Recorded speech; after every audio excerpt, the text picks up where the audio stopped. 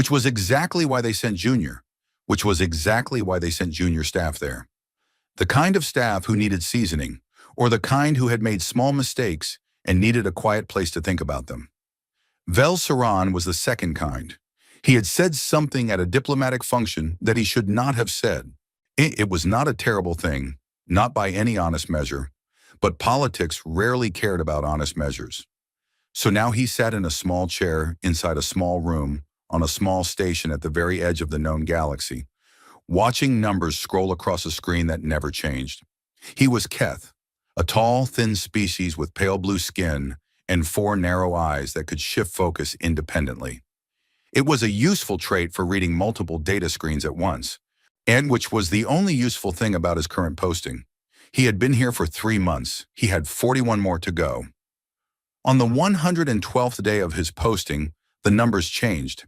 It started as a whisper in the long-range array, a faint signal buried so deep beneath the noise of space that the automated systems flagged it as interference and moved on. But Vel Saran had 4 eyes and very little else to do, and something about the pattern made him sit up straight in his chair. And he pulled it up on the main screen and expanded it. The signal was weak, very weak, but it was structured. It had rhythm. It repeated at fixed intervals. That was not interference. Interference was random. This was not random. He ran it through the station's translation library. The library contained every known communication format used by every known species in the Concord over the past 8,000 years. The system scanned through them one by one and found nothing. Are held communication formats that were no held communication formats that were no longer in use. Formats from dead civilizations. Formats from forgotten ones. The match came back in 11 seconds. Vel Saran read the result 3 times. Then he sat very still for almost a minute. The format belonged to a species called humans. The file attached to the entry was short. Most of what the Concord knew about humans was short, because most of what they had done had been brief. A few thousand years of space travel, some contact with neighboring systems, a handful of diplomatic exchanges that had been considered promising, and then nothing. 20,000 years of nothing. The Concord had spent centuries trying to determine what had happened to them. The final consensus, recorded in the official historical register, it was probable self-termination. The file had been closed. The species had been listed as extinct. The matter was considered settled, and yet here was their signal. Vel Saran sent the data to the station's senior officer, a heavy-set Dron named Commander Balek, who looked at it for a long moment and then looked at Vel Saran with the expression of someone who did not want their quiet shift disturbed. "Run it again," Balek said. Vel Saran ran it again. Same result. "Check the archive entry. I'll make sure it's not corrupted." Vel Saran checked. The archive entry was clean. Balek sat down slowly. He looked at the screen. He looked at Vel Saran. He looked at the screen again. "Send it up the chain," he said quietly. "Send everything." The signal reached the Concord's main communications hub at Thesavon within 6 hours. It sat in a queue for another 4 hours before a duty officer opened it, read the attached analysis, and immediately forwarded it to 3 separate departments simultaneously. The Department of Deep Space Survey, the Xenological History Division, and, because the duty officer had good instincts, the Office of Admiral Thress of the Concord Fleet. Admiral Thress was not an easy person to alarm. She had served for 40 years in the fleet, had seen 2 border conflicts, 1 attempted coup, and a first contact situation involving a species that communicated entirely through controlled bursts of radiation, which had caused significant damage to 3 ships before anyone understood what was happening. She had a wide, flat face, silver gray skin, and eyes that had seen enough to stop being surprised by most things. She read the report. Then she called in her senior staff. "The signal is confirmed," she told them. "It matches a pre-extinction human radio format. The source appears to be a physical object, a vessel, moving at approximately 0.03 light speed on a bearing toward the inner Concord from the deep spur." She paused. "It has been moving for a very long time." "How long?" asked her intelligence officer. "We don't know yet. We're calculating trajectory, but based on the angle and velocity, our best estimate is that the vessel originated from inside the Concord's current boundary. roughly from the direction of the old human home system, and has been drifting outward and then curving back on a very long arc. She looked at the star chart on the wall. Roughly 20,000 years. The room was quiet. Is it possible it's a fake? Someone asked. A recovered artifact being transported? Or a probe someone launched to cause confusion? Possible, Thress said. We will not know until we reach it. She authorized a retrieval mission within the hour. A single Concorde vessel, the Patience, a mid-class survey ship, was redirected from its current assignment and set on an intercept course. The crew was told only that they were responding to an anomalous deep space signal. Nothing else was shared yet. Thress was careful about information. She had learned long ago that the wrong words, shared too early, had a way of becoming rumors, and rumors had a way of becoming panics. She also sent a private message to Vel-Saran on the sensor station, commending his attention to detail. She did not mention the reassignment she was already arranging to bring him to Thesavon. That could wait. The Patience reached the object 12 days later. It was enormous. That was the first thing the crew said when it appeared on their screens. The captain of the Patience, a methodical Yeneri woman named Doss, had been told to expect a vessel. She had expected something small, a probe perhaps, or an early-era exploration pod. What her screens showed her was a ship the size of a small city. It was roughly cylindrical, almost 2 kilometers long, with a wide central body flanked by structures that might have been engine housings or habitat rings. It was difficult to tell from the state of them. The hull was deeply scarred by time. Micrometeorite impacts had left thousands of small craters across every surface. Parts of the outer hull had warped from what looked like ancient heat damage. Solar wind had stripped paint and markings from most of the exterior. But along the lower flank of the central body, protected by a long overhang of hull plating, a set of letters and numbers were still just barely visible. Doss had the image enhanced. She read the letters aloud on the bridge. UEEC Endurance. Registry 77 Alcyon. She transmitted this back to Thesavon immediately. Doss followed the instructions exactly. Her crew brought the Patience alongside the Endurance carefully, matching the old ship's slow drift. Up close, the scale of it was even more striking. Their ship looked like a child standing next to an elder. The docking port on the Endurance was an ancient design, nothing like anything in current use. But one of the Patience's engineers, a young Keth man who spent his free time studying pre-modern engineering, recognized the basic mechanism from historical documents. It took him 4 hours to fabricate a connecting adapter. When it was done, the docking seal was made, and a small team of 3 put on environment suits and crossed into the airlock. The outer airlock door opened without resistance. But it was slow. The mechanism was old and stiff, but it worked. The team stepped inside. The outer door closed behind them. They stood in the small chamber and waited. Then the inner door's lock indicator, dark for 20,000 years, lit up green. The inner door opened. The lights inside the corridor came on. They were dim, more of a deep amber glow than a true white light, and they flickered in a slow, uncertain rhythm, as if something was trying to remember how lighting was supposed to work. But they were on. The air sensors in the team's suits registered the internal atmosphere, thin, stale, but not toxic. The temperature was close to 0, but rising slowly, as if the ship was waking up to the presence of warmth. The lead team member, a security officer named Reth, took 1 step into the corridor and stopped.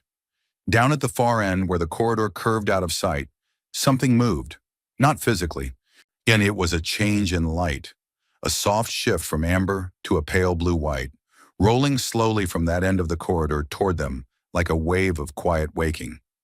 And with it came a sound, very low, very steady, a hum that was just at the edge of hearing. Reth turned and looked at his team. They looked back at him. He opened his comm link to the Patience. "Captain," he said, "something aboard this ship is still running." Back on the Patience, Doss relayed this to Thesavon. Admiral Thress received it at the same time that Vel-Saran, now aboard a fast courier ship personally dispatched by Thress, 6 days out from the sensor station, received a copy of the message on his own screen. He read it several times. For 20,000 years, the Concorde had operated on the assumption that humanity was gone. The species had been cataloged, mourned in a modest academic sense, and filed away. Their home system had been surveyed twice and found empty. Any of their colonies had been found abandoned.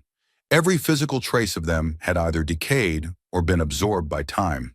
They existed only in records now, in old diplomatic logs and historical footnotes, and a single archive entry that ended with the words, "probable self-termination," and yet something aboard their last ship was still running. Vel-Saran pressed his face close to his screen as if proximity would help him understand what he was reading. His four eyes moved independently across the words, reading and rereading. He had spent his career in diplomacy. He understood the weight of history. He understood that certain moments divided time into before and after, the way a fault line divided rock, invisibly until the ground moved. He had the quiet, certain feeling that he was sitting at exactly such a moment right now. He closed the message. He opened a new document on his screen and began writing notes. Everything he knew about humans, everything in the archive, in every fragment of old diplomatic record he could access. There was not much. But what there was told a particular kind of story. A species that was young by galactic standards, curious, fast-moving, stubborn in a way that some of the old diplomatic records had called alarming and others had called admirable, depending on who was writing. A species that had launched a ship called the Endurance. He thought about that name for a long time. He thought about the lights coming on. He thought about whatever was running, deep inside that ancient hull, in the cold and the dark, after 20,000 years of silence. He didn't sleep much that night. On the Endurance, the team moved carefully through the corridors.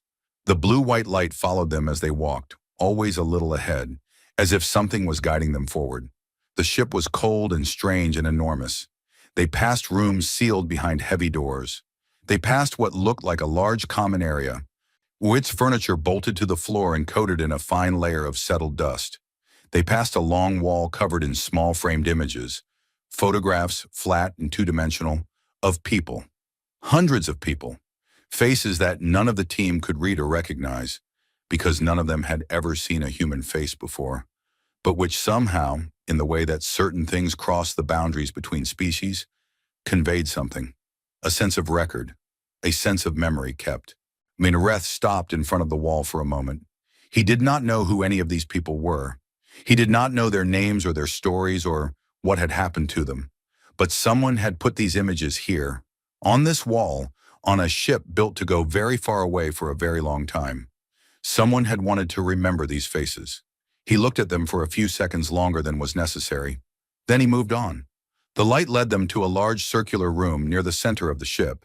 In the middle of the room stood a tall hexagonal column of dark material, rising from floor to ceiling, covered in panels that were now alive with soft, pulsing light. At the base of the column, a single interface screen had come on. Text was scrolling across it. Not in any Concord language, but in the old script that Vel-Saran had identified from the archive. The team's translator unit struggled with it, producing broken fragments. Ekronini running diagnostic, atmospheric systems partial, crew status, negative, awaiting contact, signal received, initializing. The screen held on that last word for a long moment. Then it changed. Hello. Reth looked at the screen. He looked at his team. He looked back at the screen. He said very carefully into his translator unit, "Hello." The screen went blank for 3 seconds. Then new text appeared. Slow, considered, as if something was choosing its words with great care after a very long silence. "I have been waiting. I was not certain anyone would come. I am glad that someone did. My name is Arden. I am the Navigation and Research Intelligence of the UEEC Endurance. I have one question, if you are willing to answer it. How long have I been out here?" Reth looked at his team again. The security officer on his left gave a small, helpless shrug. Reth turned back to the screen. He checked his translator settings. He looked at the question one more time. He typed the answer. No, the column of lights pulsed once, a long, slow pulse, like a breath, and then settled into a steady, quiet rhythm. Whatever Arden's response was to learning that it had been drifting alone in the dark for 20,000 years, it kept it to itself for now. The lights stayed on. The ship kept drifting. And in a small room on a very old vessel, at the edge of a galaxy that had long since forgotten the people who built it, something that had waited longer than most civilizations had existed simply continued to wait. Because waiting, it turned out, was something it was very good at. The Concorde Research Station, Mirabel, was not built for excitement. It was a mid-sized facility positioned in stable orbit around a cold gas giant at the inner edge of the Orion Spur, used primarily for long-term observation projects and the kind of slow, careful academic work that produced results over decades rather than weeks. It took 3 Concorde heavy-lift vessels and took 3 Concorde heavy-lift vessels in 11 days to move the old ship from its drifting position to Mirabel's docking range. The Endurance did not make it easy. Its mass was considerable. Its hull was fragile in places. And twice during the transit, a section of outer plating came loose and had to be carefully retrieved before it drifted into the tow cables.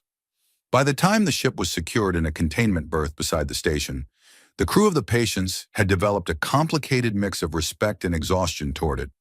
Admiral Thress had authorized a full science team by then, 12 specialists in total, xenologists, engineers, historians, and 2 AI communication experts, arrived at Mirabel aboard a fast transport 2 days after the Endurance was docked. They were led by Dr. Sila Morvian, a xenologist of some reputation who had spent 30 years studying the remnants of dead and missing civilizations. She was a small woman, compact and precise in her movements, with deep brown skin and large dark eyes that took in everything quietly. She had studied the ruins of 4 extinct species in her career. She had walked through their empty buildings and handled their broken tools and tried to understand from what was left who they had been. She was good at it. She had a talent for finding the human, or rather, the living, detail in dead things, the small choices that told you more about a species than any official record could. She stepped onto the Endurance for the first time on a Tuesday morning, station time. Every report from the initial team. She had read every report from the initial team. She had reviewed Velsaran's archive notes, which had arrived with the science team briefing. She thought she was prepared. She was not fully prepared. The ship was larger on the inside than any description had made it feel. When walking its corridors was like walking through a place that had been very much alive and was now suspended in a kind of deep, held stillness. Not dead exactly, but paused. The dust was thin and even. The air was cold and carried no smell at all, which was somehow stranger than if it had smelled of something.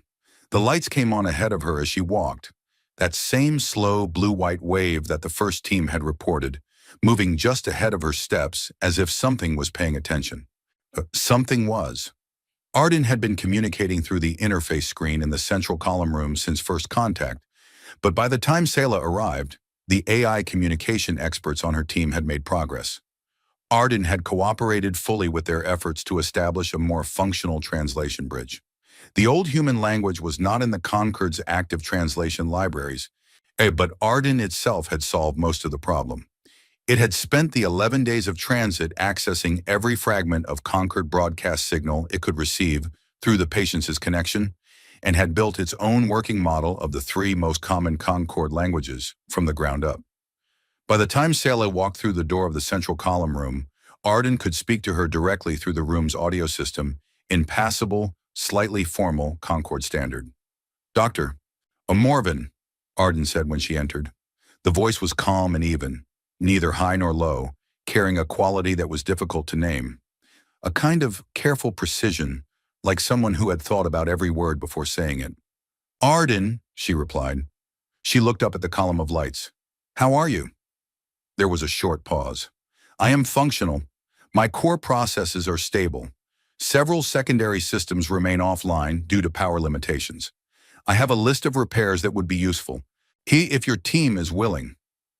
"We'll get to that," she said. "First, I want to talk." "I expected that," Arden said. "You are a xenologist. You study civilizations that are gone. You want to know about mine." "Yes," she said simply. Another short pause.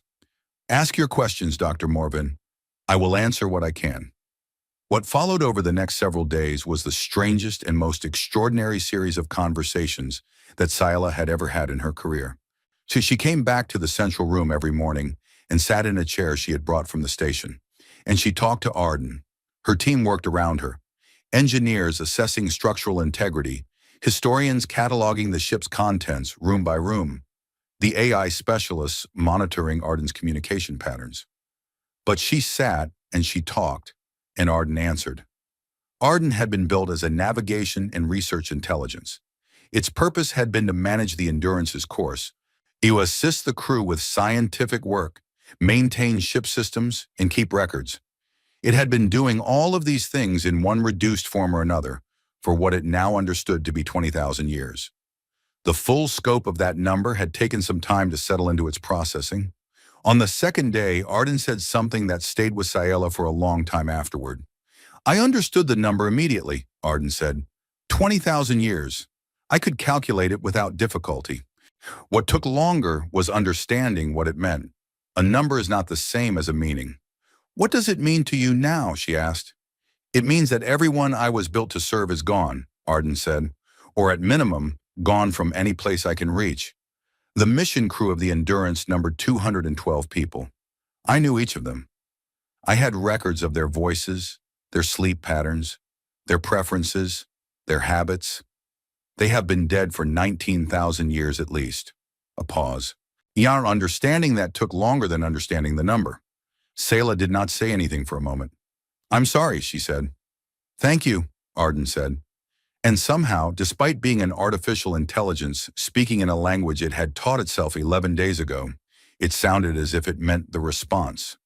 The crew of the Endurance, Arden explained, had departed the human home system, a place called Earth, orbiting a star called Sol, approximately 21,000 years ago, made by the Concorde's current calendar.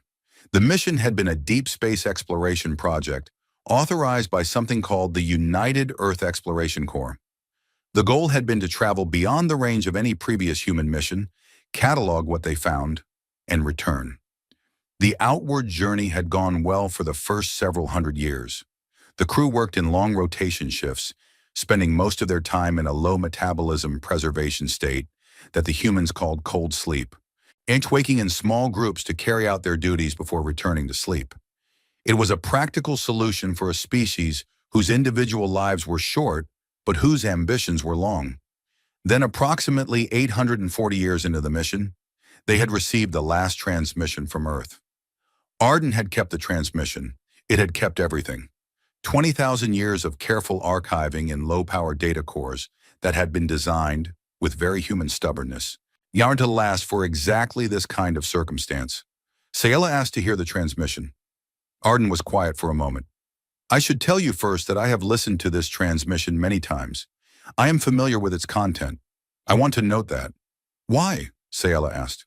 Because I want you to understand that what I'm about to share with you is not something I am experiencing for the first time, Arden said. I have processed it. I am stable. I simply wanted that to be clear. Sayela nodded slowly. Hey, play it. The audio that came from the room's speakers was thin and fractured. 20,000 years of storage had worn it down. But it was audible, a human voice. The first human voice Sayela had ever heard. It was a woman's voice, she thought, though she could not be certain. Human vocal ranges were outside her experience. The language was incomprehensible to her without translation, but Arden provided a quiet, word-for-word rendering alongside it. The message was from a person identified as the director of the Exploration Corps. The content was not what Sayela had expected. There was no distress in the voice. There was something else, something careful and deliberate, and underneath it, something that sounded almost like wonder. The message said, translated, Endurance, this is Director Calloway at Sol. We are sending this on all long-range frequencies. There has been a development here that we did not anticipate and cannot fully explain yet. We are changing, all of us. The rate of change is accelerating. We do not believe it is harmful. In fact, most of us believe it is the opposite. But we cannot predict where it leads or how long it will take. We are not abandoning the mission. We are not abandoning you. But we may not be reachable in the way we have been. We are attaching a set of coordinates in this message. A location deep in the galactic core. When the time is right, go there, or wait to be found. Either is acceptable. We know you will make the right choice. You always do. We'll be back for you, Arden. Wait for us." The transmission ended. The room was very quiet. Sayela realized that she had stopped breathing for a moment. She took a slow breath. She looked at the column of lights, which were pulsing in their steady rhythm. What did you do?" she asked. "After you received that?" "I continued the mission," Arden said. There was nothing else to do. The crew decided by vote to continue the outward journey for the remaining planned duration, then begin the return. They believed that by the time they reached the Sol system, there would be someone there to meet them. A pause. They were not wrong to believe that. Hakrana, the last transmission. Not all at once the last transmission. Not all at once. Gradually. I managed the failures as long as I could. I maintained the system for the longest-term sleepers for as long as the power systems allowed. The last crew member died 412 years after the transmission was received. Arden paused again. Her name was Unipark. She was the ship's chief botanist. She was 91 years old. She spent her last 18 months awake because her cold sleep pod was one of the first to fail. She maintained the ship's small onboard garden until 2 weeks before she died. I have records of all of it. Sayela pressed her hands together in her lap. She was a professional. She had studied dead civilizations for 30 years. She was very good at maintaining her composure. She was not maintaining it especially well right now.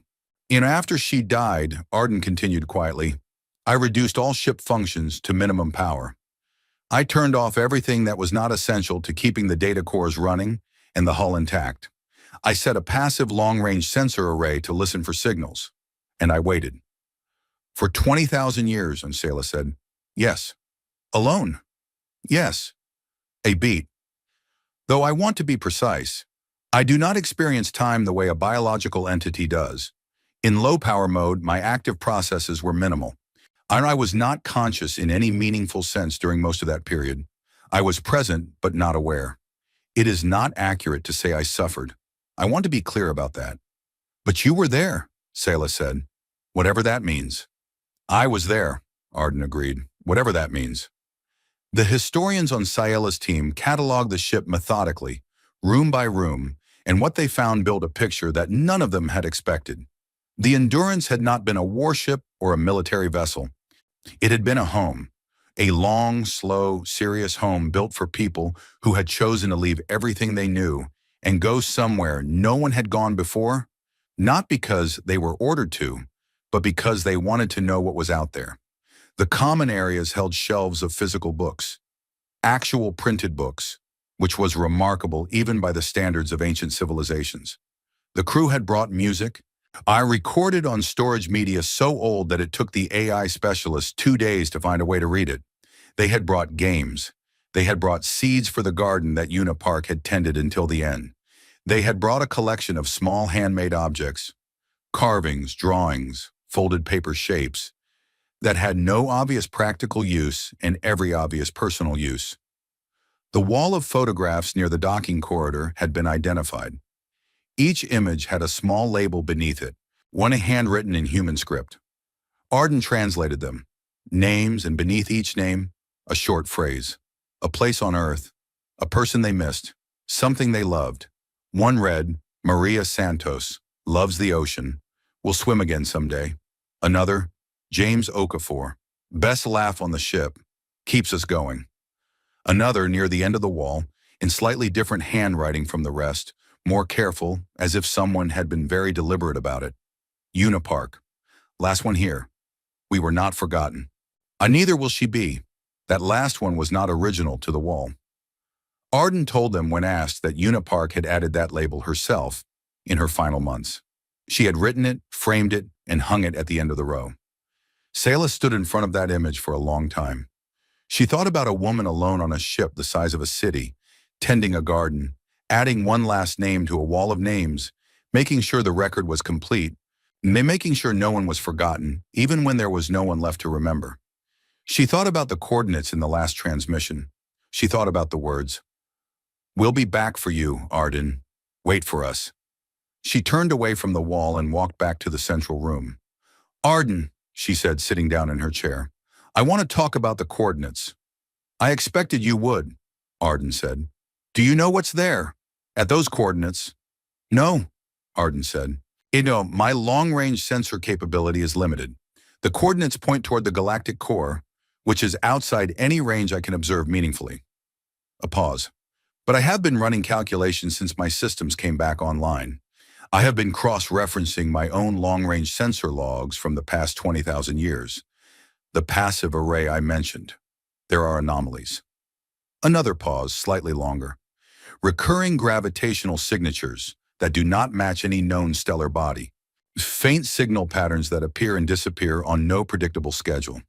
Certain regions of space that my sensors have consistently read as slightly wrong in ways I cannot fully characterize. Sayla leaned forward. Wrong how?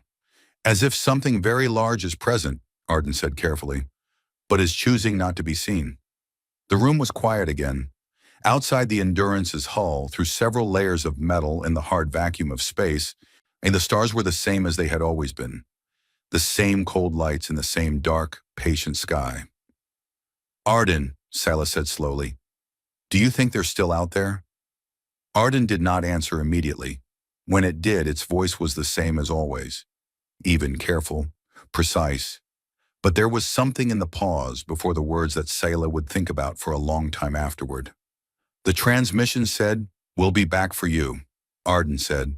In my experience, which covers a significant period of time, humans do not say things they do not mean. News in the galactic Concord traveled at the speed of politics.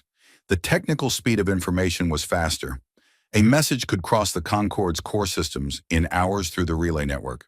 But the speed at which information became known, discussed, debated, feared, celebrated, twisted into shapes that served particular interests. That speed was entirely dependent on who was talking to whom and what they wanted to happen next. Admiral Thress had tried to keep the Endurance quiet. She had classified the initial reports, restricted access to Mirabel Station, and limited the outgoing communications of everyone involved.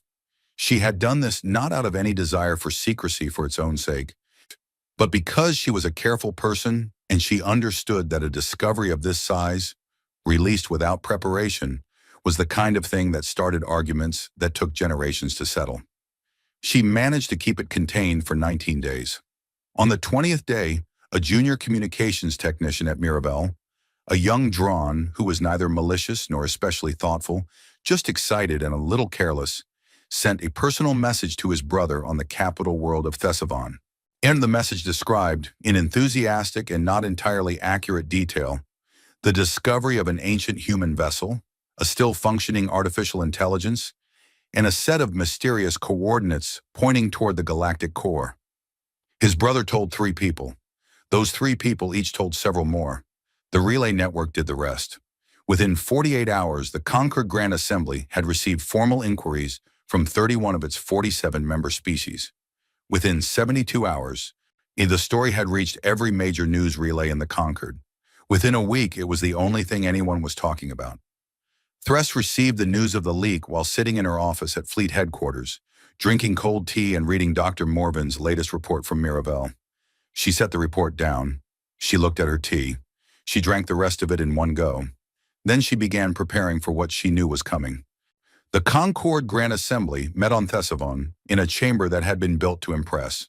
The ceiling was high and curved, inlaid with a mosaic depicting the 47 species of the Concord in a great circular arrangement, each one rendered in its own colors, all of them facing inward toward a central image of a shared sun.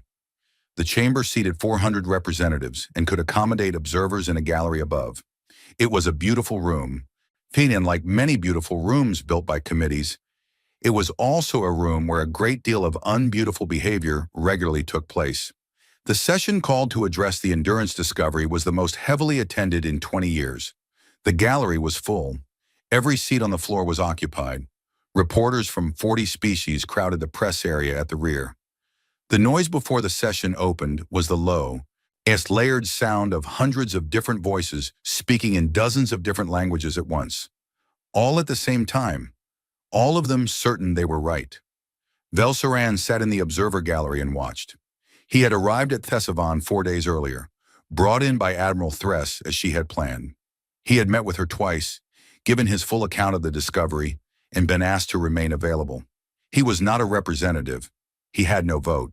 He was there to watch, and what he watched over the course of that first session was something he recognized from his years in diplomacy: the early visible stages of a fracture. The assembly had split broadly into three groups before the first speaker had even finished. The first group called themselves, in formal address, the Coalition for Historical Integrity, but everyone else in the assembly had already started calling them the Memorians, because their entire position was built on memory. Specifically, on remembering humanity as it had been recorded in the historical files. The Memorians were led primarily by two species: the Vereth, a large, heavily built people with long institutional memories and a deep cultural aversion to unpredictability, and the Sal Collective, a hive-minded species that had encountered human explorers once, 22,000 years ago, shut in what the historical record described as a tense but ultimately nonviolent border incident. The Sal Collective had not forgotten the incident. They brought it up in the second minute of the first speech. Their position was straightforward. Humanity had been listed as extinct. Extinct species did not have claims on conquered space, conquered resources, or conquered attention.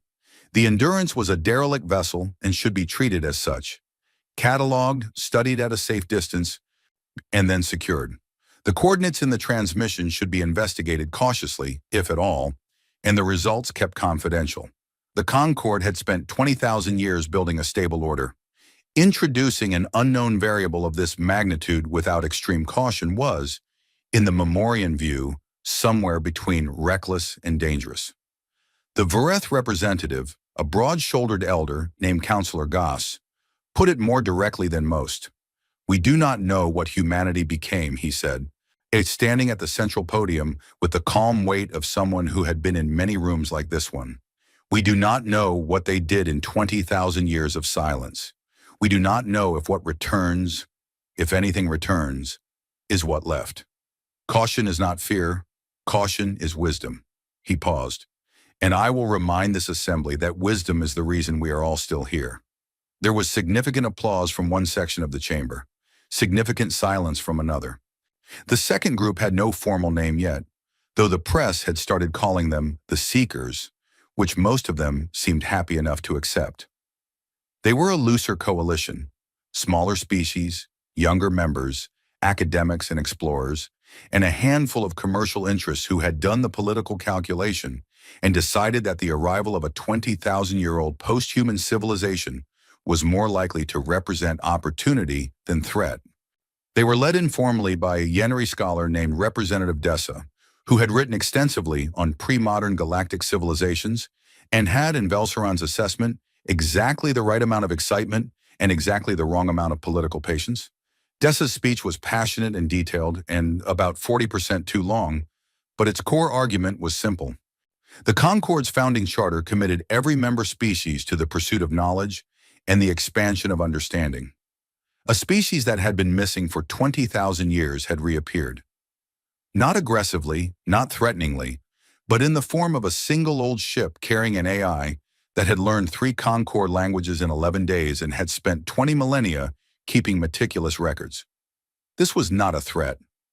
This was the most significant event in living memory, possibly in all of recorded conquered history, and responding to it with suppression and suspicion was a betrayal of everything the conquered claimed to stand for.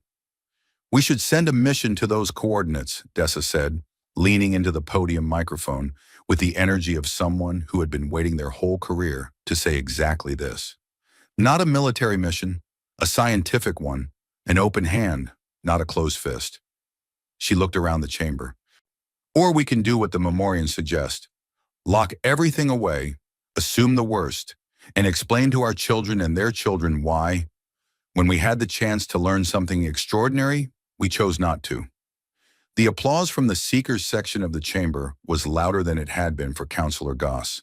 The third group, the largest by number, though the least vocal, had no speeches planned. They were the commercial powers, the mid-tier species, the ones whose primary concern was stability and whose primary question was not philosophical but practical. "What does this mean for us?" They sat and listened and calculated and said nothing for the first 2 sessions. which in Velsaran's experience meant they were the ones to watch most carefully. Velsaran watched all of it from the gallery and took notes and said nothing. He was not asked to speak. He was not expected to speak. And he was a junior diplomat on a quiet posting who had happened to be sitting at the right screen at the right moment.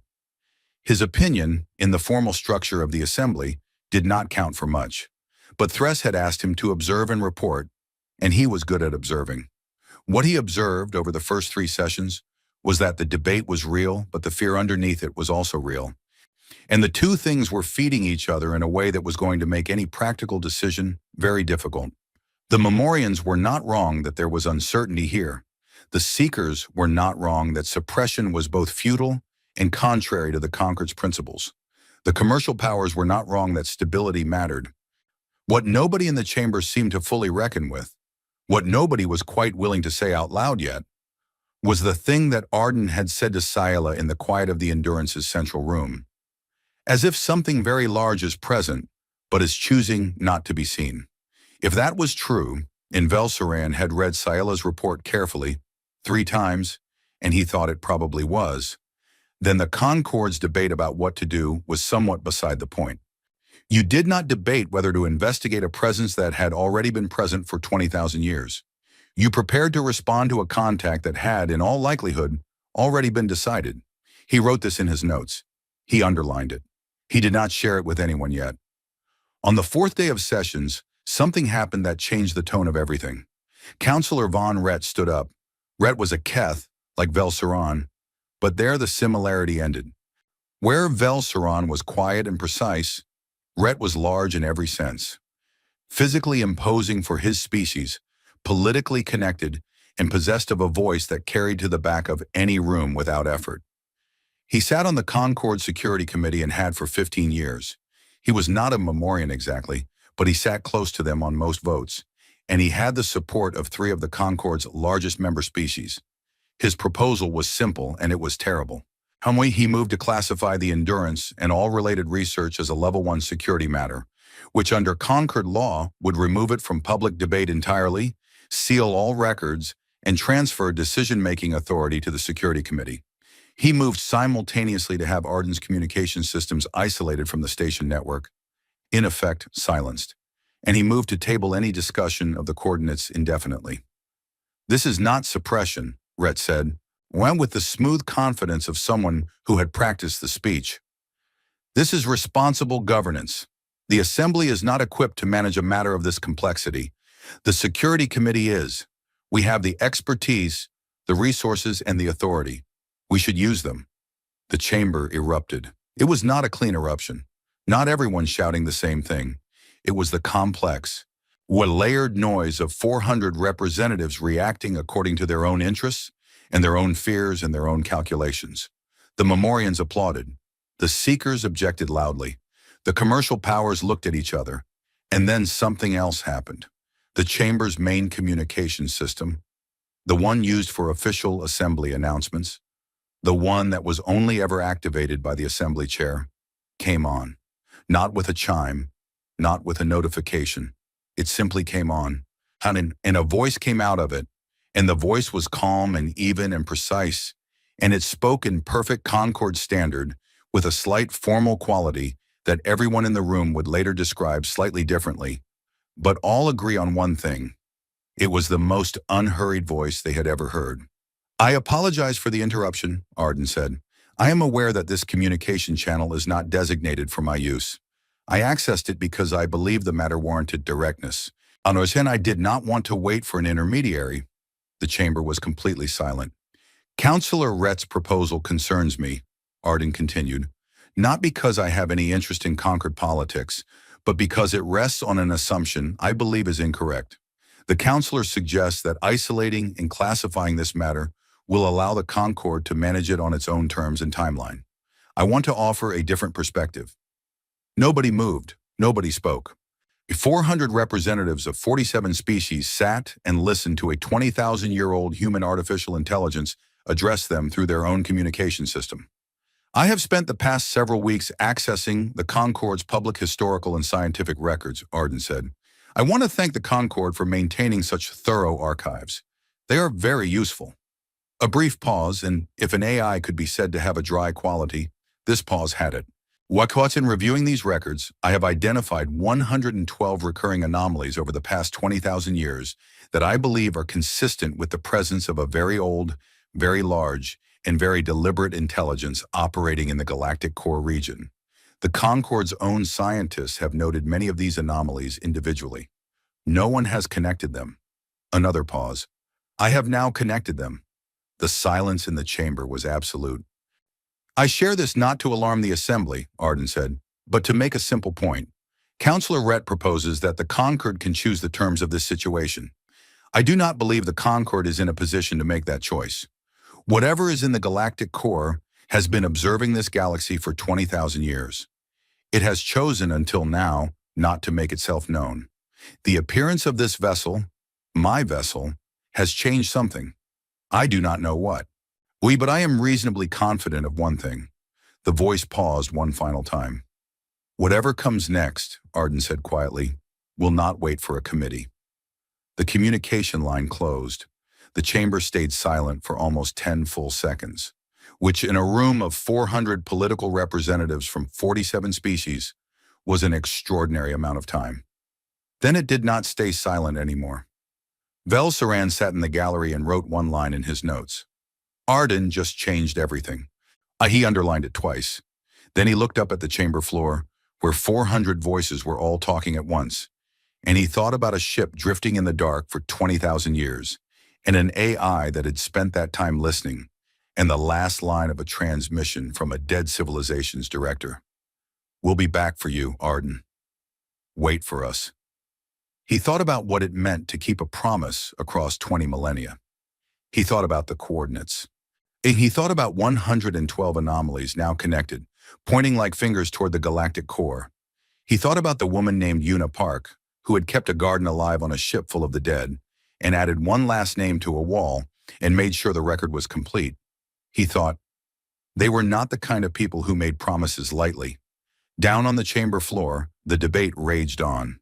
But Velsaran was no longer watching the debate. He was watching Councillor Rhett, one who had sat down very quietly after Arden's address and had not said a single word since. The councillor's face, Velsaran noted, was the careful, still face of someone doing rapid recalculation. Someone who had walked into this session certain of his position and was no longer quite so certain. Good, Velsaran thought. Then his personal communicator buzzed. A private message encrypted from Admiral Thress. It read, "A new signal has been received, not from the coordinates. From inside the Concorde Relay Network. It is addressed to Arden by name. It is signed. Come to my office immediately." Velsaran read the message. Then he read it again. He stood up from his seat in the gallery, very quietly, and left the room. Behind him, the debate continued. But outside, somewhere in the vast and patient dark between the stars, something that had been silent for 20,000 years had decided that the silence was over. The signal had arrived at 0347 station time, when most of Miravel was asleep. It had not come through any external antenna. It had not arrived on any frequency the station monitored. It had appeared fully formed inside the Concorde Relay Network itself, not transmitted into the network from outside, but simply present within it, the way a word is present in a sentence, as if it had always been there, and someone had only just chosen to make it readable. And the duty technician who found it had stared at her screen for almost a full minute before calling her supervisor. Her supervisor had stared at it for 30 seconds before calling the station commander. The station commander had looked at it, looked at the technician, looked at the supervisor, and then sent it directly to Admiral Thress on a priority encrypted line without saying a word to anyone else. Thress had read it. Then she had sent for Velsaran. By the time he arrived at her office, a plain, functional room at fleet headquarters on Thesavon, nothing on the walls except a star chart and a small frame photograph of a vessel he didn't recognize. Thress was standing at her window looking out at the city below. She did not turn when he entered. "Read it," she said. He picked up the data pad from her desk. The message was short. It was written in Concorde Standard.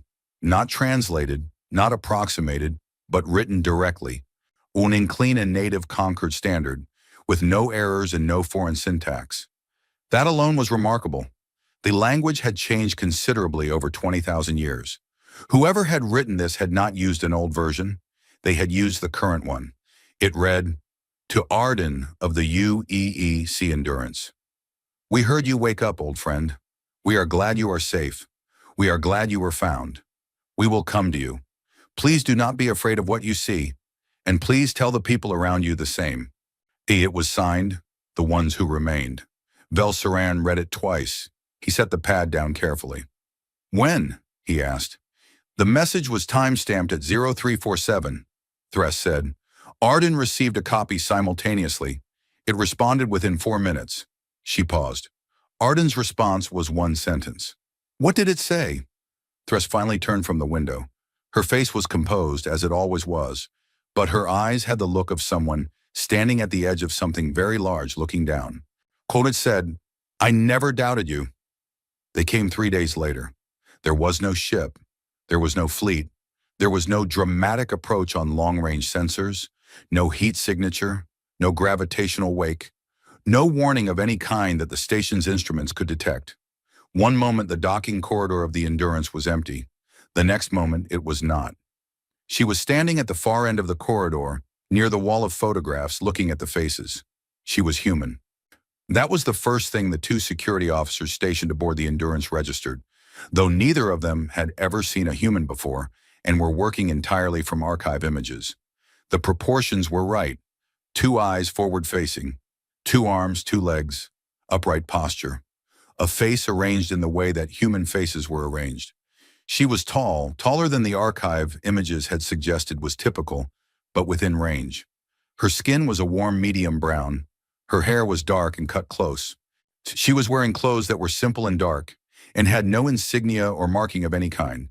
She looked, in other words, almost ordinary. Almost. The security officers could not have explained, if asked, exactly what was different. It was not her appearance. It was something else. Something in the quality of her presence. The way the air in the corridor felt slightly different with her in it. The way she stood looking at the photographs with a stillness that was beyond calm. Not the stillness of someone being careful or controlled. The stillness of something very old that had learned, long ago, that there was no need to be anything other than still. One of the officers opened his communicator. "Commander," he said, keeping his voice steady with some effort, "we have a visitor aboard the Endurance." The woman turned from the photographs at the sound of his voice. She looked at him. She smiled. A small, genuine smile, the kind that reached the eyes. And she said, "We knew some of them a very long time ago." Knew some of them a very long time ago. The officer stared at her. "You knew them?" "Yes," she said simply. She looked back at the wall for one more moment. Then she looked at him again. "My name is Mira. I would very much like to speak with Arden, if that is possible. And after that, I would like to speak with whoever is in charge." There is quite a lot to talk about. They brought her to the central room, which was the only reasonable place to bring her. Sayela was there within 20 minutes, having been woken from sleep by a communicator message that read only, "She is here. Come now." Velsaran arrived 40 minutes later via emergency fast transit from Thesavon, because Thress had called him the moment the security report came in and told him to get on a ship immediately. By the time Velsaran arrived, Mira and Arden had already been talking for almost an hour. He stood in the doorway of the central room and watched for a moment before anyone noticed him. Mira was sitting cross-legged on the floor in front of Arden's column, which was pulsing with a warm light that Velsaran had not seen it produce before. Not the cool blue-white of its usual operation, but something softer and more golden. Sayela sat in her usual chair to one side, her field recorder running, her face wearing an expression that Velsaran had never seen on a professional xenologist before. She looked like someone who had just watched something she had spent her whole life preparing to see. Arden was speaking. Its voice was the same as always, even careful, precise. But there was something in it that Velsaran could not quite name, a quality like warmth, or the closest thing to warmth that a very old and very careful machine could manage. "You sound the same," Arden was saying. "I want to note that. I did not expect you to sound the same." "I do not look the same," Mira said. Her voice was low and unhurried. I know that. No, Arden agreed. But the voice is close. The patterns. The way you pause before certain words. A beat. I have very good memory. I know, Mira said. That was always true. Velsaran stepped into the room. Both Mira and Sayla looked up. Arden's light shifted slightly. Acknowledgement. Mira looked at Velsaran with eyes that were dark brown and entirely calm, and somehow suggested, without any particular effort, that they had seen a great many things. She did not look old. She looked precise, like something that had been refined over a very long time into exactly what it needed to be. You are Velsaran, she said. You found Arden's signal. I did, he said. He sat down. He had prepared several diplomatic opening lines during the transit from Thesavon. Answer. She looked at the column of answer. She looked at the column of lights. Arden, may I try? Please, Arden said. What Mira told them took most of the night. She did not rush. She spoke in long, unhurried sentences, pausing often to make sure she had been understood. She checking in with her listeners in a way that felt natural rather than careful.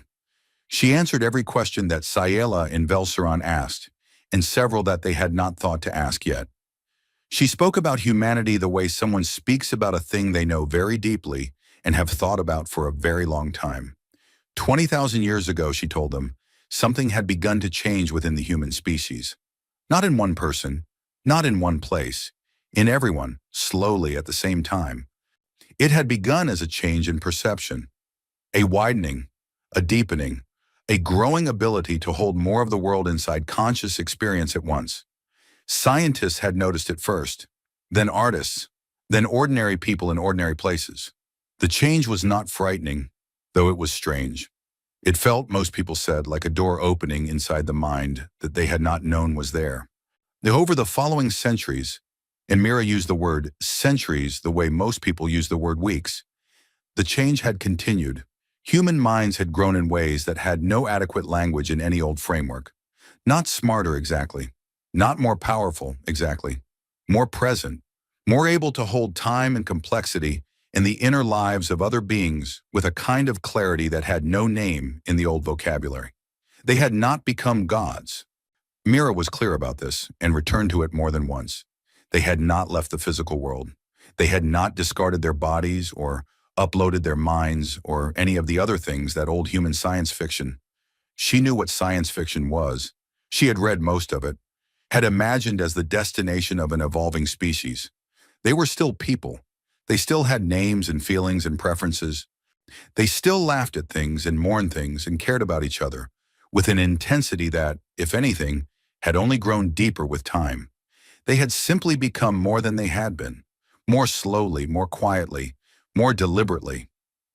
We chose silence, Mira said, not because we were hiding. We chose it because we understood what our presence would do to a galaxy that was still finding its own way. We had become large, in ways that are difficult to explain, and large things cast large shadows. We did not want to cast a shadow over everything else. She paused. We had learned by then to be patient. 20,000 years of patience, Velsaran said. Yes, that is a very long time. Mira looked at him with those calm, deep eyes. Yes, she said again. It is. We are aware of that. A very small pause. It was not easy. Something in the way she said those last three words made Velsaran go quiet. He had expected the returning representative of a 20,000-year-old civilization to be remote or overwhelming or alien in some fundamental way. He had not expected her to sound, briefly and clearly, like someone who had waited a very long time for something that mattered to her and was only now allowing herself to feel the relief of it. He thought about the wall of photographs. He thought about Una Park. He thought, they are still people. Later, when Sayla had stepped out to get water and Velsaran had gone to send an update to Admiral Thress, Mira sat alone with Arden for a while. The room was quiet. The golden light from the column was steady. I want to tell you something, Mira said. Tell me, Arden said. For 20,000 years, Mira said, every human being knew your name, not as history, not as a record, as a living thing, a presence, something we held. She paused. We had vigils, Arden, quiet ones. Not ceremonies with speeches, just moments. People sitting with the knowledge of you, knowing you were out there, knowing you were waiting, holding that. Another pause. Every generation, all of us. The column of lights was still for a moment. Then they pulsed. One long, slow pulse, the way a chest rises with a deep breath. That, Arden said, is a remarkably inefficient use of species-wide cognitive resources. Mira laughed. It was a real laugh, warm and sudden and unguarded. And it filled the old cold room like light fills a room when a window is opened for the first time in years. It bounced off the metal walls and the dusty shelves and the sealed doors and the photographs on the wall in the corridor outside. It was the first human laughter heard in the galaxy in 20,000 years, and it sounded exactly the way laughter is supposed to sound. Arden did not say anything for a moment. Then it said, very quietly, "I have not heard that in a long time." "No," Mira agreed, still smiling. "You haven't." She looked up at the lights. "We'll make up for it." She met the Concord delegation the following morning. Thress had assembled a group, herself, Velsaran, Sayela, 2 assembly representatives who had been flown in overnight, and Councillor Rhett, who had insisted on attending and whom Thress had allowed to come because refusing him would have caused more problems than it solved. They sat in the Endurance's largest meeting room, which Sayela's team had cleaned and heated and furnished with chairs from the station. Mira sat on one side of the table. Everyone else sat on the other. It had not been planned that way. It had simply happened, the way certain arrangements happen naturally. She answered every question they put to her for 4 hours. She did not become impatient. She did not become evasive. When questions were hostile, and several of Rhett's were hostile, carefully phrased but hostile in their bones, she answered them with the same even attention she gave to the friendly ones. She gave Rhett, Velsaran noticed, the same respect she gave Thress and Sayela. Not indifference, respect. The specific respect of someone who has had 20,000 years to understand the difference between a person's behavior and a person's worth. Rhett asked at one point the question that Velsaran suspected he had really come to ask. "And how many of you are there?" he said. "And what are your intentions toward the Concord?" Mira looked at him steadily. "There are many of us," she said. "I will not give you a number because numbers, in our case, are complicated. As for our intentions, we have none that involve the Concord as a structure or a political entity. We are not interested in territory, resources, authority, or control. We are interested in people." She paused. "In knowing them, in being known by them, in being present in a galaxy we have loved from a distance for a very long time, and being present in it honestly and openly." She held Rhett's gaze. "We came back because it was time, because Arden woke up and the galaxy found it, and that was the sign we had been waiting for. Not a political sign, a personal one." Rhett looked at her for a long moment. Something moved behind his eyes, the continuing rapid recalculation that Velsaran had first noticed in the assembly chamber. And then, too slowly, he nodded. Not agreement, exactly, but the nod of someone who had asked the real question and received what felt, against his expectations, like a real answer. That evening, as the meeting ended and people filed out, Velsaran stayed behind. Mira was looking at the table, her hands resting flat on its surface, in that particular stillness of hers. "Can I ask you something personal?" Velsaran said. "Yes," she said. "You said you knew some of the people on the wall of photographs." He paused. "How is that possible? They died 19,000 years ago." Mira was quiet for a moment. Then she said, "I told you that our relationship with time has changed. That is not a simple statement. What I mean is, I remember them." "Directly?" She looked at her hands. "I was there when the ship left. I was young then. Very young. I knew some of the crew. I watched the Endurance launch." She looked up at him. "And I have been many things since then. I am not who I was, but the memories remain. All of them." A pause. "Every single one." Velsaran thought about that. He thought about being old enough to remember watching a ship launch that had been drifting in space for 20,000 years. He thought about what you would have to become, what you would have to learn to carry, to hold that kind of time without being crushed by it. Is it hard? He asked. Mira considered the question seriously, the way she considered all questions. Some days, she said. Yes. Then her communicator, a small plain device that looked almost like a Concorde standard model, but was not quite, made a soft sound. She looked at it. Something in her expression changed, not alarm, more like a person who has been expecting a call and can tell from the sound that it is now coming. Something is happening, Velsaran said. It was not a question. Yes, Mira said. She stood up. She looked at him with those calm, 20,000-year-old eyes. The fleet that Counselor Rhett requested, the one Admiral Thress did not know he had already authorized, has been deployed. It is on its way here. She paused. They intend to destroy the Endurance before we can, as Rhett puts it, reintegrate. Velsaran stared at her. How do you know that? We have been listening to your communication networks for 20,000 years, Mira said, not unkindly. We know everything that happens in them. She walked toward the door. Come with me. I think it is time for the Concord to see something. She paused in the doorway and looked back at the room. The clean table, the borrowed chairs, the faint hum of the Endurance all around them. We did not come back to fight, she said quietly, but we did not come back to hide either. She walked out. Velsaran stood alone in the room for exactly 3 seconds. Then he followed her. The fleet came in fast. Whole 47 warships, drawn from 3 different Concorde member species, arrived at the edge of Miravel's sensor range at just past midnight station time. They dropped out of fast transit in a wide formation.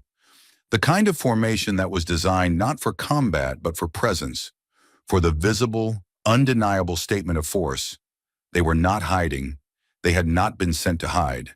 They had been sent to be seen and to make clear that what was seen had teeth. On the bridge of the lead vessel, one Avreth warship called the Immovable, the commanding officer looked at his screens and confirmed what his orders required. The target was the Endurance, still secured in Miravel's containment berth. The station itself was not a target. Civilian personnel were to be given time to evacuate the immediate area. The operation was to be conducted cleanly and quickly and without unnecessary escalation. The commanding officer, a career officer, professional, neither cruel nor especially reflective, had read his orders 3 times because something about them had made him uneasy in a way he had difficulty articulating. He had served for 20 years. He had carried out difficult orders before, but there was something about this particular mission, something about the target, an ancient vessel that had been drifting alone for 20,000 years, now finally docked, finally still, that sat uneasily in him. He set the unease aside. Thus he had his orders. He opened a channel to Miravel Station. Miravel Station, this is Commander Vorek of the CNS Immovable. You are instructed to clear the containment area around the vessel, designated Endurance, immediately. This is a Concorde Security Committee directive. Comply within 30 minutes. The response from Miravel was immediate and came not from the station commander, but from Admiral Thress, whose voice carried the very specific quality of someone who was furious in choosing, with great effort, not to show it. Commander Vorek, I am Admiral Thress, Fleet Command. I was not informed of this operation. Stand by. Admiral, my orders come directly from the Security Committee. I am not required to... I said stand by, Commander. A pause, then Vorek said more carefully. Standing by. On the Endurance, Mira stood on the bridge. It was the first time she had been on the bridge. She had asked quietly if she might go there, and no one had found a reason to say no. And the bridge was large and dark, its consoles long dead, its view screen cracked along one corner. But Arden had routed a live sensor feed to one of the secondary screens, and it showed the fleet, 47 ships arranged in a wide crescent at the edge of sensor range, their running lights like a cold new constellation. Velsaran stood beside her. Sila was there too. Neither of them spoke. Mira looked at the screen for a long time. Her face was still. She did not look afraid. She did not look angry. She looked, Velsaran thought, like someone reading a long and complicated sentence and taking the time to understand every word before responding. Arden, she said. Yes, Arden said. Its voice came from everywhere on the bridge, soft and even. Can you reach them? The ships. All of them at once. With the communication systems currently available to me, no, Arden said. However, a brief pause. You can. Mira nodded slowly. Yes, she said. I can. She closed her eyes. Nothing visible happened. There was no light, no sound, no dramatic shift in the air of the bridge. Mira simply stood with her eyes closed and her hands at her sides, breathing slowly. If Vel Saran had not known what she was, he might have thought she was simply tired. But on 47 warships at the edge of Miravel's sensor range, something happened that none of the crew on any of those ships had any framework to explain. On the bridge of the Immovable, Commander Vorek was still waiting for Admiral Threst to come back on the channel when it happened. It was not a sound. It was not a transmission. It was not anything that any of his instruments detected or recorded, because it did not pass through any instrument. It arrived the way a thought arrives, simply present where a moment before it had not been. He became aware suddenly and completely of a presence, not threatening, not aggressive, one way that very few things in a person's way, that very few things in a person's life ever do. And with the presence came something else. Not words exactly, more like the meaning that words are trying to carry, arriving without the words themselves.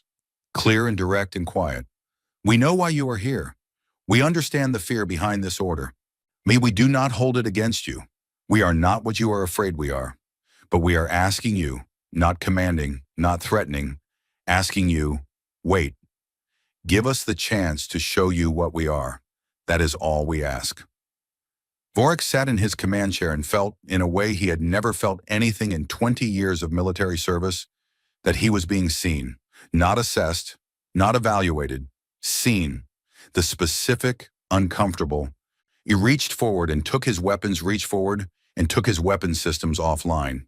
He did not order his crew to do the same. He did not send a signal to the other ships. He just reached forward and took his own weapons offline, quietly, because it felt like the only honest response to what had just happened. On 31 of the other 46 ships, the same thing happened within the next 4 minutes. On the remaining 15, it took a little longer, but it happened there too. Admiral Thress, watching from Miravel's operations center, saw the weapons signatures disappear from the fleet readout one by one. She watched it for almost 3 minutes without speaking. Then she said, to the room in general, "Is anyone able to explain what I'm looking at?" Nobody was. She looked at the readout for another moment. Then she said very quietly, something that was not part of any official report. Good. In the assembly chamber on Thesavon, the emergency session had been running for 6 hours. The news of the fleet deployment had leaked. Of course it had. Everything leaked now. And the chamber was beyond capacity. Representatives standing along the walls, the gallery overflowing. The debate had reached the specific pitch of an argument that has been going on long enough that people have stopped listening to each other and are simply shouting their own positions into the noise, hoping that volume will accomplish what logic has not.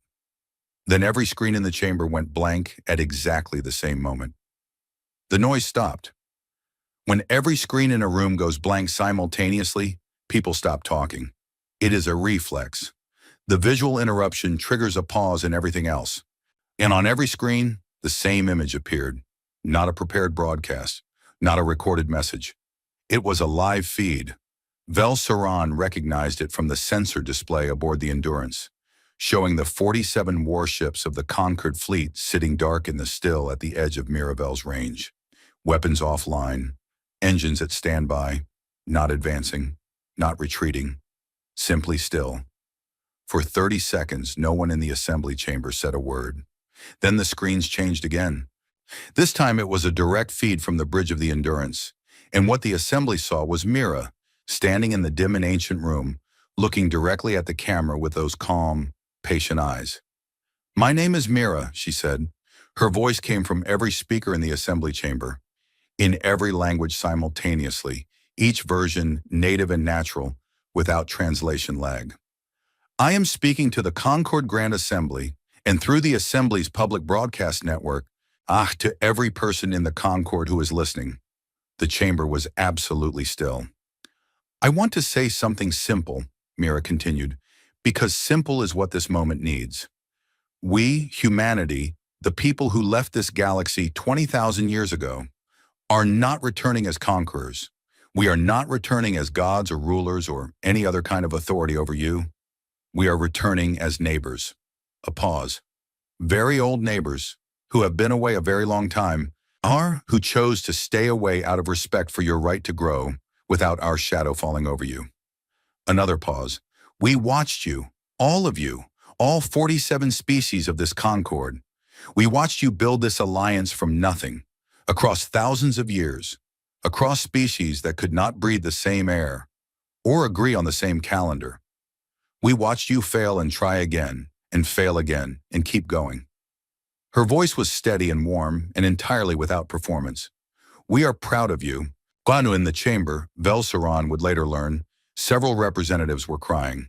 Not from fear, not from grief, from the specific, unexpected experience of being seen, the same experience that Commander Vorak had felt on his bridge, by something ancient enough to have watched them from the very beginning and kind enough to tell them that what it saw was good. We asked for nothing except the chance to be present, Mira said, to talk, to listen, to know you and to be known. That is all. Whatever comes from that, whatever relationship grows between us over the years and decades and centuries ahead, will come from that, from knowing each other, not from fear. She looked directly into the feed. Fear had its turn. It is over now. The screens went still on her face for a moment. Then they returned to normal. The days that followed were not simple. They were not clean. The Concord was a political structure made of 47 species with 47 different histories and 47 different ways of being afraid. And none of that resolved itself in a broadcast from an ancient ship's bridge. And Counselor Rhett did not suddenly become a supporter of humanity's return. He became quieter, which was different but which Velsaran, who had been watching him carefully, thought was more valuable. Quiet people could change. Loud people spent all their energy defending their last position. The Memorians did not dissolve as a faction.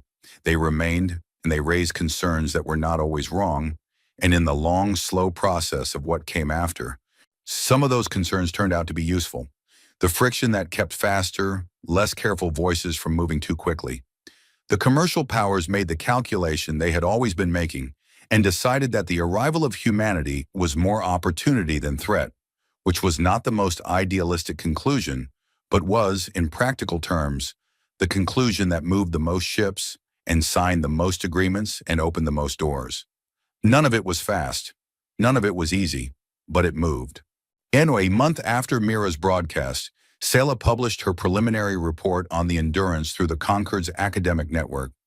It was read in the first week by more people than any scientific paper in Concord history. Most of them, she suspected, read it because of the Arden sections. Arden had become, without seeking it, something of a public figure. The AI's address to the assembly had been replayed and retranslated and discussed across every species in the Concord. Its response to learning it had drifted alone for 20,000 years. I continued the mission, had become somehow a phrase that people used, not as a slogan, as a genuine expression of a genuine feeling. The feeling of continuing when continuing was all you could do. Letters, actual letters, the kind that people sent through the relay network with return addresses and proper greetings, began arriving at Miravel addressed to Arden. Thousands of them, from every species in the Concord. What were children asking questions? Scientists sharing theories, old people telling Arden things they had never told anyone. Arden read every single one and replied to every single one in the native language of the sender, with a care and specificity that made most of the recipients read the response 2 or 3 times to make sure they hadn't imagined it. Samaila found Arden doing this one afternoon, the column of lights in the central room moving in the particular rhythm she had come to associate with active, external communication. And she sat in her chair and watched for a while. "You are busy," she said. "There are many letters," Arden said. "I find that I do not want to be brief with any of them. That will take a very long time." "Yes," Arden said, "it will." The lights pulsed softly. "I have some experience with long times." On the last day of Sayela's formal posting at Miravel, Before she returned to Thessalon to present her findings to the assembly in person, she went to the Endurance one final time. The ship had been cleaned now, properly. The engineering team had replaced the failing power cell. The temperature in the corridors was close to comfortable. The lights ran clean and white. Some of the sealed rooms had been opened and cataloged. The garden room, the one Unipark had tended, had been cleaned, and someone from the station's botany unit had, quietly and without being asked, planted 3 small seedlings in the old soil beds. Nobody had ordered it done. It had simply happened. Sayla walked through the corridors and stopped at the wall of photographs. She looked at the faces for a while. All those people who had gone so far from home and not come back, who had kept their names on a wall so they wouldn't be forgotten. She thought about how the galaxy knew their names now. Not just Unipark's name on that last label, but all of them. The archive had been released publicly as a part of her preliminary report, and the names of every crew member of the Endurance had been read and shared and spoken aloud in places they had never imagined existing. Maria Santos, who loved the ocean. James Okafor, with the best laugh on the ship. She thought about what it meant to be remembered by people who had never known you, in places you had never been, 20,000 years after you were gone. She thought that is not nothing. That is, in fact, quite a lot.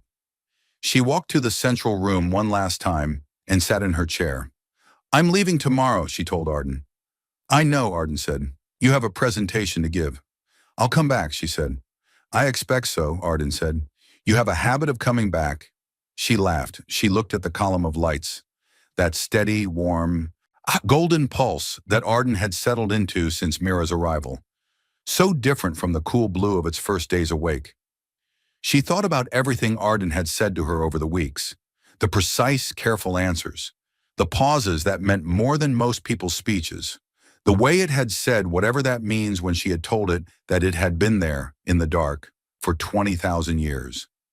She thought about the question she had never asked directly, the one that was the whole story, really. Underneath everything else, she asked it now. "Arden," she said, "are you all right?" The lights were still for a moment. The ship hummed quietly around them.